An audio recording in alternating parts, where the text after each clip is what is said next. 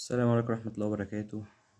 مش عارف اتكلم في ايه او هقول ايه او يعني اول مرة عامة الواحد خلال الفترة اللي فاتت يبقى تعبان نفسيا من الاداء والشكل والدفاع والهجوم والفرقة وكل حاجة يعني عامة.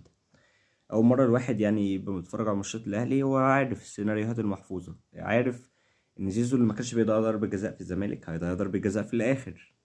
عارف ان اللعيبه اللي ما تتصابش في فرقتها هتيجي هنا الاهلي هتقلب مستشفى وعادي يعني. عارف ان اللعيب اللي بيبقى مكسر الدنيا بره بيجي هنا هيقلب يعني جناح الفرخ هيبقى في يد منه حرفيا يعني. هنتكلم على برضو نفس التشكيل، ومش عارف يعني برضو اصراره برضو على طاهر. عندك محمد عبد الله او عبد القادر نزلوا حركوا الدنيا شويه، او محمد عبد الله ضيع كوره ما تضيعش بس عامه ايجابي. واحد هيروح للجون كتير، واحد مهاري عبد القادر، واحد مهاري نزل حرك الدنيا شوية. آه الشكل مش مطمن والفرقة مش مطمنة. وما تقوليش لعب المدرب، ماشي ممكن المدرب يكون عامل حاجات غريبة وكل حاجة، بس أكيد المدرب مش هيقول لهم انزلوا اتمرقعوا في الملعب وضيعوا الفرص دي يعني بالعقل.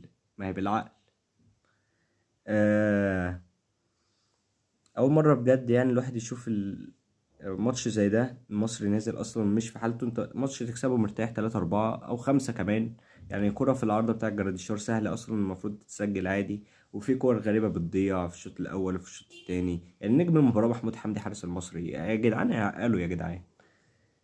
يعني أنا مش عارف هتعمل ايه قدام سيراميكا اللي هي مطرود منها لاعب وكسبت بتروجيت. انت متخيل يعني، وانتوا اللعيبه بتلعب كامله عادي وتحس ان مفيش روح، مفيش حد عنده حميه، مفيش حد عنده الرجا.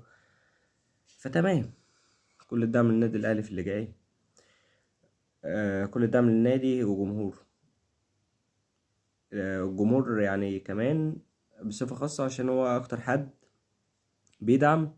تلاقي في الآخر كام لاعب رافض يروح للجمهور.